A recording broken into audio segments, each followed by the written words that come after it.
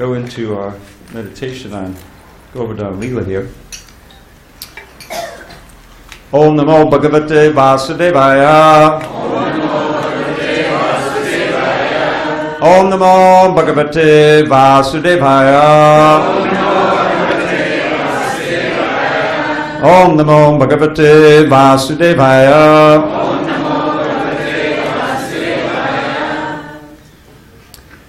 So on this 8th day of November 2018 in SanDiego, we're reading from Srimad Bhagavatam, translation by the disciples of His Divine Grace A.C. Bhaktivedanta Swami Prabhupada, although this translation is by him, from the Chaitanya Charitamrita. This is a prayer from, one of the songs of the gopis in chapter 21 of the 10th canto, known as the Venu Gita. And this particular verse glorifies Govardhan Hill as the best of devotees. So I'll chant it. If any of you know it, you can sing along. Hantayam advira balahadi dasavaryo yadhrama krishna charanasparasha pramoda manam tanoti sahagoganayosteyo yat bhani yasuya vasakanda kanda mulai. Now one thing before I read the translation, which is quoted from Prabhupada's Chaitanya Charitamrita Madhya 1834, when Lord Chaitanya went to Vrindavan. It says this Govardhan Hill. Now the gopis are back in Vraja, they're churning their yogurt, but they're remembering Krishna, they feel so close to him by their chanting and that they're singing this Govardhan Hill as if they're right next to it. That's in the commentaries. So what is the translation? The gopis sing, of all the devotees, this Govardhan Hill is the best. Oh my friends, this hill supplies Krishna and Balaram along with their cows, calves, and cowherd friends with all kinds of necessities. Water for drinking, very soft grass, caves, fruits, flowers, and vegetables. In this way, the hill offers respects to the Lord. Being touched by the lotus feet of Krishna and Balaram, Govardhan Hill appears very jubilant. So I'm going to read this little purport here, which Prabhupada quotes from the Vishwanath Chakravarti. Srila Vishwanath Chakravarti Thakur explains the opulence of Govardhan Hill as follows. Paniya refers to the fragrant, cool water from the Govardhan waterfalls, which Krishna and Balaram drink and use to wash their feet and mouths, and also to let the calves and cows drink. Govardhan also offers other beverages, such as honey, mango juice, and pilu juice. Suyavasa indicates durva grass used to make the religious offering of Arghya. Govardhan also has grass that is fragrant, soft, and conducive to the strong growth of cows and increased production of milk. Thus, this grass is used for feeding the transcendental herd. So this is gourmet grass for the cows and calves. And this is described elsewhere as one of the best offering because it's pleasing Krishna's cows and calves, which is most pleasing to Krishna. Thus, this grass is used for feeding the transcendental herds. Kandara refers to the caves where Krishna, Balaram, and their friends play, sit, and lie down. These caves give pleasure when the weather is too hot or too cold, and when it is raining. Govardhan also features soft roots for eating, jewels for ornamenting the body, flat places for sitting, and lamps and mirrors in the form of smooth stones, glistening water, and other natural substances. So in this way, Govardhan Hill is the best servant of Krishna. Now, I wanted to, before we get into the actual pastime, this pastime of Govardhan Leela, lifting Govardhan, is teaching several lessons to us. The first is, quite obviously, when you begin to read this pastime, how Krishna is convincing his cowherd friends, and father actually, not to worship the gods, not to worship Indra. This is one of the central teachings of the Bhagavad Gita. We find in both the 7th chapter and the 9th chapter that Krishna discourages worship of the demigods.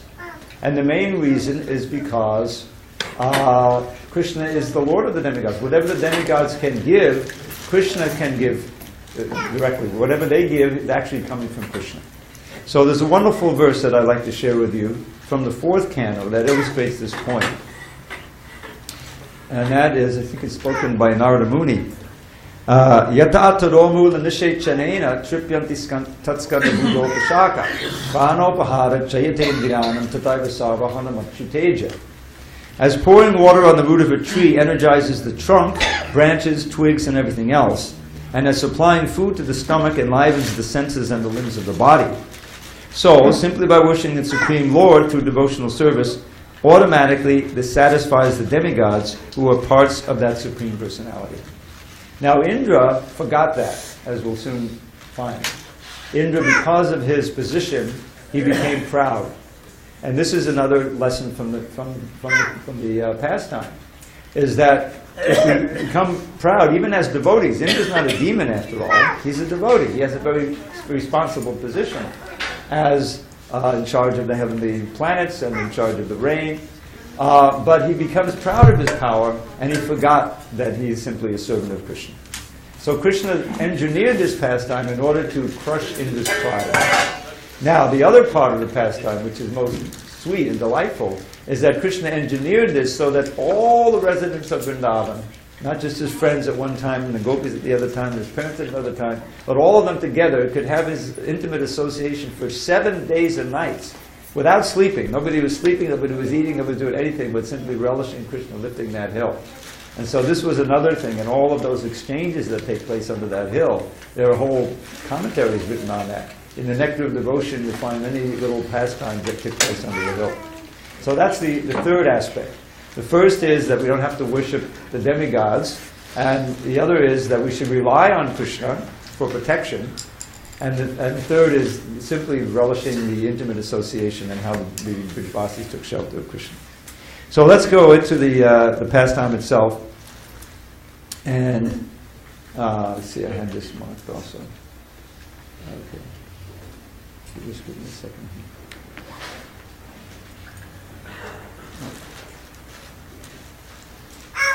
So this pastime actually encompasses 4 chapters in the 10th canto. It starts with chapter 24, called Worshipping Govardhan Hill. Now what happened was that the previous chapter, Krishna blessed the Brahmins' wives. It describes how, and that's also a wonderful pastime. I think Dravida Prabhu was describing that in detail. And then after that pastime, it describes that in the same place where Krishna and Balaram were at that time, they saw in a little distance his father and other elders preparing for the sacrifice. So Krishna knew what it was all about, but he approached his father and asked him what's going on. Now really what it is, it's almost like if you imagine in modern day, if your father and maybe your uncle are sitting at the kitchen table preparing the tax returns, they know that they have to pay the taxes, otherwise they get into trouble, right, every year. So, and then the little boy comes and what are you doing, father? Now, normally the father would just call the mother and please take the child away so I can complete. But this is Krishna Leela. So, Krishna asked them, please explain what's going on here, father. You know, as if he didn't know. And first, father was reluctant to tell him because this is serious business. They have to worship Indra, so the rains will come, not too much, not too little at the right time, because it's an agricultural community. For the raising of crops, and especially the raising of fodder for the cows, everything has to happen, and the weather is very important.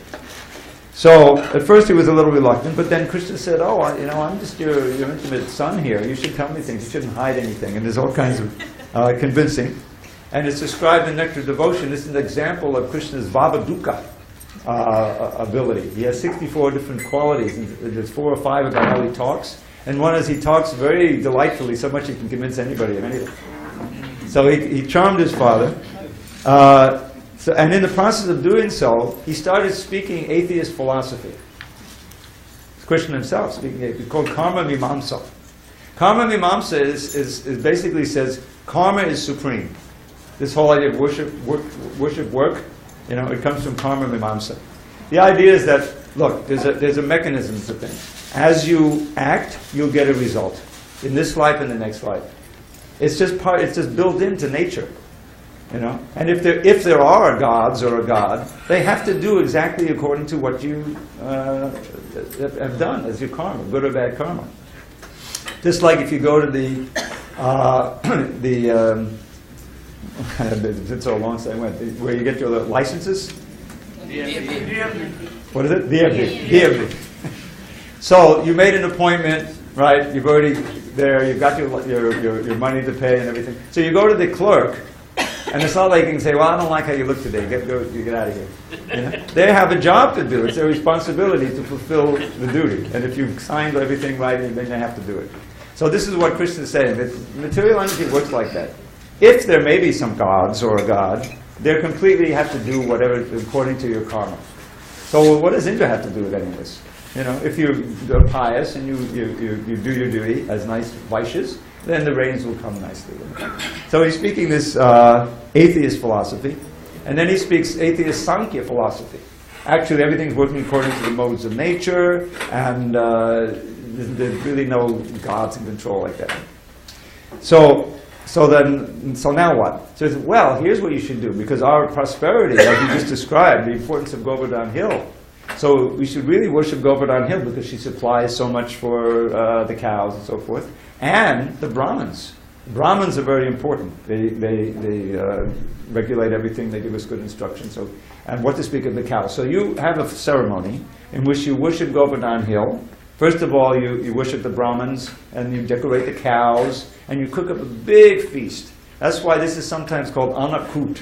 Annakut means a mountain of food, a mountain of prasadam. Everybody gets fed. And it's from the Brahmins down to the Chandals and the dogs. Everybody has to be nicely nourished with prasadam. So that was Krishna's recommendation. So Prabhupada adds in here, and I didn't find this in the commentaries, that Nanda says, okay, but we'll do your sacrifice, but we want to do this one to Indra too. When we have all the paraphernalia. And Krishna says, no. You know, all this paraphernalia, it'll take a long time for that other one. You take this very paraphernalia, and you use this for worship of Govardhan and the Brahmins and the cows. So, because he had this other reason to bring Indra down. Indra was proud. He knew that he was going to aggravate her. So, of course, Krishna's Babaduka, quality, he convinced his father of that. It's like he said, okay, forget these taxes, I'll just go and play with you. That was like it was like.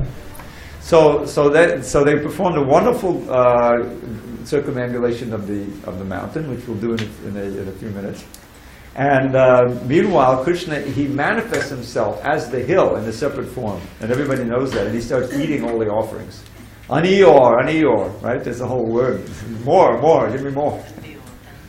So he's eating all the offerings, honoring them, and everyone is being fed, and they're all circumambulating. Everyone is in total ecstasy. So then the cowherd community, the cows, the Brahmins, Krishna, everybody's happy. Govardhan is blissful. Everyone but Indra. So Indra, he is livid, and he throws a fit. I wrote a little poem about it. It says, when Krishna stopped King Indra's sacrifice, that monarch of the heavens threw a fit. Those cowards took that foolish boy's advice. Such insolence I never shall permit. So Indra sent the clouds of devastation to pour down catastrophic hail and rain, with lightning, winds, and thunder without cessation. The cowards called to Krishna in their pain. To show his coward friends his boundless love, and crush King Indra's pride for his own good, Shri Krishna lifted Govardhan above, and saved his friends while 'neath the hill they stood. So that's what happens next. So Indra, he completely loses it. Now this is also a lesson for us. It's not an accident that he's called Indra, and that the senses are called Indriyas. Indriyas means he allows his senses and his passion to overwhelm his reason. He's, after all, a demigod. He knows Krishna is God, but he's forgotten. This is a lesson to us. If you let your senses get out of control, then it will cover your knowledge. Krishna says, 3rd chapter, Bhagavad Gita, that our real enemy in this world is material desire, lust, beginning with sex desire. And what's the result? It covers your knowledge. Indra is a perfect example. What else? He keeps doing it in the Bhagavatam. He has this, right, pastime, and then he offers these wonderful prayers at the end. There's the 4th chapter with Surabhi, But then what happens? Krishna eventually goes up to the heavenly planets with Satyabhama to give back the earrings that were stolen by Bhaumasura. And she wants get a parijata tree while we're up here. Right? He says, okay, sure. So he gets the parijata, and Indra says, no, you can't take the parijata tree. And there's a fight. At that time, Shukadev, he condemns Indra. Let's look at this Indra. In the 4th canto, Maharaj Prithu, he was performing 100 horse sacrifices. When it came to the 100th horse, Indra, disguised as a sannyasi, steals the horse. So he can't, because Indra wants to do 100 horse sacrifices. Keeps it. This is what happened to Indra. And also he has eyes on his body, and those who know the story, I won't get into it, there's a reason for that. So, this is a illustration of that. So then what happens is that Indra, he completely lost his intelligence. He condemns the coward community, especially little Krishna. And so to punish them, he wants to annihilate the whole community. So he gets the Samvartaka cloud and his fellow clouds. These clouds are generally released at the end of the creation. When there's annihilation, there's a huge fire and there's flood. So the flood is coming from these clouds. Prabhupada adds at one point here or another place that they didn't want to go, because it's the wrong time. So he said, don't worry, you go and I'll follow you with Airavata, his carrying elephant, and we'll all, inundate. So they went and they started pouring down rain like pillars of water. And also then hailstones are coming down with thunder and the wind. It's like a hurricane. When they have these hurricanes, you can see how destructive they are. So then it describes, how did it describe? You couldn't tell the lowland from the highland. In other words, everything's getting filled in. And Prabhupada says it's very dangerous for the animals. So what did they do? Did they try to scurry here and there, call the FEMA or whatever? No. They just called the Krishna. Krishna, Krishna, please save us. This is a big lesson. We should also think about that. That's one of the principles of surrender, to be confident of Krishna's protection. So the Vrijbasis were completely in that mood. Again and again, they're threatened by so many demons, by the fire, by this flood now, and so many things. They're always calling to Krishna. He's always protecting. So then, after he calls to them, then Krishna, it's described in the commentators that he was inside, and he ran out to get to the hill, to lift it up. And while that happened, Yogamaya, an expansion of Yogamaya, stopped the rain for a few seconds while he was running to get to the hill. So he didn't get wet. So he goes under the hill, lifts it up with one finger. And not even like this, and not even like this, but just like this. To humble Indra. And he not only lifted it up, but he held it up for 7 days and nights. And he encouraged, now everybody come under, there's plenty of room under here, don't take it. So they all came under, and they were all in complete ecstasy. And seeing Krishna, and sometimes it's described in Nectar Devotion, he once looked at Radharani and he trembled a little bit. And the hill started vibrating, and all the coward men and boys were listening. So he said, don't be afraid, it's not going to fall. So 7 days and nights, it describes that Krishna didn't even think about eating, sleeping, and neither did the Vrijbasis and the cows. Everyone was just enthralled with Krishna, being that, associating with him, seeing him, and feeling his protection of him.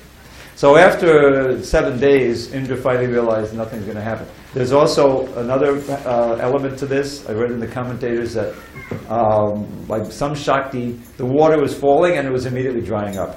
So it's not like it's flowing in under the mountain and flooding everything. It's not like that.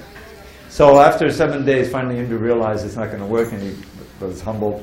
Stops the rain, the sun comes up, and Krishna says, now you can go out. And so gradually they all went out from underneath the hill and waited for Krishna, because he's still there holding up the hill.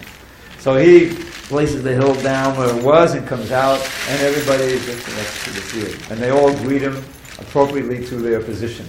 Those who are younger than him, they bow down, and his friends embrace him, and his parents, they smell his head, and everything. And it's just a wonderful scene. So that's this Govardhan Leela. And a big part of it, of course, is circumambulating the hill. And we're going to be doing that in a few minutes.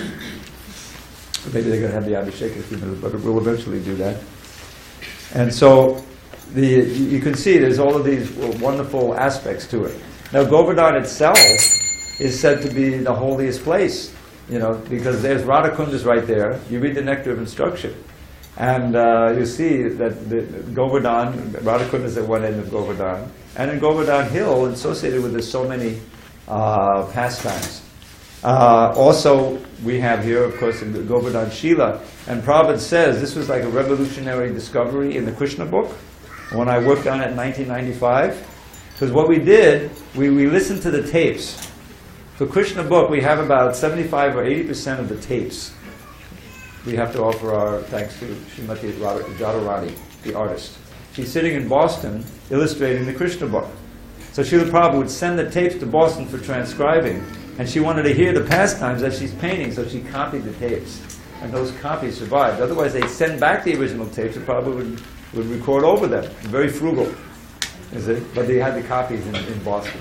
So we listened to the tapes, and it's described there. Srila Prabhupada says at one point, describing Govardhan, that therefore devotees, the way it came out in the Krishna book, therefore devotees get little stones from Govardhan, and you can worship them. And that's exactly what we did, worship on the altar. But what wasn't there in the first edition of the Krishna book, that devotees in the Hare Krishna movement can go and get stones and worship them. Now, if you actually go, it said you should get it as a gift from someone who's living there. But that's the idea that the Prabhupada authorized, devotees to worship Govardhan is very important. And so, and for the last 20, 25 years now, ISKCON has actually had a center there right on the hill. Some of you may have visited there. Keshava Bharati Maharaj there, Tamal Krishna Maharaj originally bought it back in 2000 or something from some king, former king. And so it's if you visit there, you can actually be right on the hill, and you can circumambulate the hill and actually have a place to stay. So it's Govardhan is very prominent in Krishna Lila, and also in Acharyas. Lord Chaitanya visited Govardhan, and it's a very important part of Vrindavan. Okay, it's almost 6:25 now. Any questions or comments on a little exposition of Krishna Lila, lifting Govardhan Hill, worshipping Govardhan Hill? We'd like to now, in case it doesn't happen, we'd like to thank Leela Sar Manji for engineering this hill. This is unique in my experience. I was looking at, when I first came in, I was looking at, what is this with this black, balloons? I mean, what's all that about? And then someone said, oh, I get it, the clouds. Okay, we're okay with black balloons. All right. She has a question. Yes, go ahead.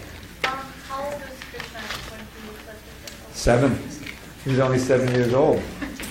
And there's a wonderful chapter at the end called Wonderful Krishna. And the coward men are saying, okay, look, now that we've had all this pastime, what is going on here? How did this Krishna, who's obviously, he's just humble Indra, perform this publicly, he's performed this pastime, how did he ever take birth here in a lowly Vaishya community? We're just cowards. So at that point, and so what they say, on the one hand, he's only 7 years old. And on the other hand, he lifted Govardhan Hill. I remember that line from Krishna. So what happens is that Nanda Maharaj says, okay, let me tell you. And he explains what Garga Muni told him, word by word. He actually quotes what Garga Muni said 70 years earlier about Krishna. That he's so powerful, he's just like Narayan, and any group that's attached to him will never have any trouble. And he appeared in many different ages with many different colors and the exact same thing. So the coward man said, oh, he may be a demigod. Oh, I see, we understand now. But they never really understood fully. Or if they did, then they were immediately covered that he was the Supreme Personality of Godhead. He's only 7. You can easily remember he's 7 years old and he stayed there for 7 days. Yes, yes. The question is with that finger, small finger, 7 days and 7 nights, no sleep? No sleep. And this finger, only the little finger. He didn't even use this finger. It's small finger. No sleeping, no eating, and no drinking. Just ecstatic. It reminds us of King Kurikan. Even a human being can do that if they're completely inspired. One more? And it's like, yes, Dhanavadi. Thank you for the next class. Sleep. He Loud didn't because- sleep he didn't sleep or eat. So because of that, we are offering the prasad, or is that the significant, or because I never heard of that before. The feasting took place before. No, that took place the day before because they all had the big festival, you know. So maybe that's it. They had a big feast and they were just recovering from the feast for 7 days. I'm just speculating. All right, one more. Okay, go ahead. Okay. All right, there's one more verse. The little Govardhan. There's a nice poem by Rupa Goswami. Many nice poems. One is called the first Kunja Viharashtaka, and the third verse is about Govardhan. Sarva takpatinda kaula kapava dvanksanena ritabasa bhagava goshta rakshana kate girihari vilaya jayati kunja vihari.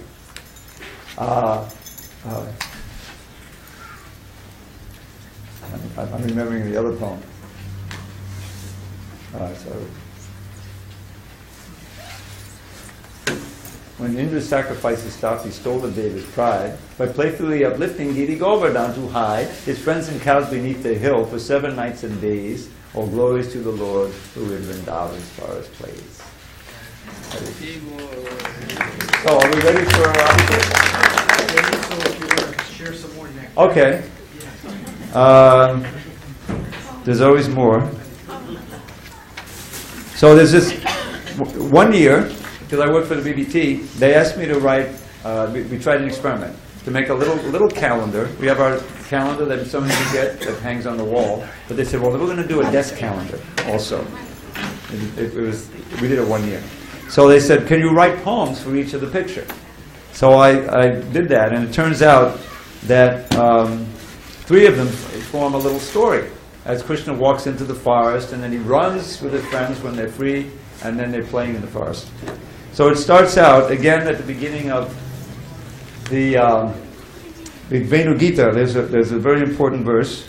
Barhapidam natavadavapu karna yokarnika. With lovely peacock plume upon his head, and fragrant flower placed upon each ear, he enters Braja's woods with graceful tread, a handsome dancing actor without peer. His golden yellow raiment brightly glows, his splendid garland reaches to his knees, and from his luscious lips the nectar flows, and fills his flute with charming melodies. As Krishna thus begins his blissful day, with cowherd friends who sing his glories sweet, he beautifies Vrindavan forest way with fine impressions of his lotus feet. Now some of you may know that painting when Krishna's walking in. So then they're running. You know the painting where they're running along? Krishna and Balaram are running in front of everyone across the Yamuna. The cows are behind, so that's the next one. They're free now. Now they can play in the forest. Let's go, said Krishna. Don't delay at all. And he and Balaram began to run ahead of all their coward friends who called, "Oh Krishna, Rama, let us join the fun." And off they ran to Braja's forest haunts to play in every bower, grove, and sward. The boys would tease their friend with playful taunts, forgetting his position as the Lord. Shri Krishna is inviting us as well to join him in his pastimes, which enthrall. The wise heed Krishna when they hear him tell, "Let's go, my friends, do not delay at all." So now they're out in the forest, and one of the main attractions there is swinging. They swing from the boughs. For Krishna and his multitude of friends, a festival of joy each day would bring. A special thrill in Braja's verdant glens was riding with him high upon a swing. Ujjvala, Sri Dama, Bhadrasane, just see Vrindavan's bountiful delights. The peacocks dance, the songbird's sweet refrain, the lakes and hills and other scenic sights. All these make this the best place on the earth for us to play all day and herd the cows. Thus Krishna, in a mood of sportive mirth, enthused his friends while swinging from the boughs. And that brings us to the point. Otherwise we'll have a kirtan and waiting for the Abhishek to begin.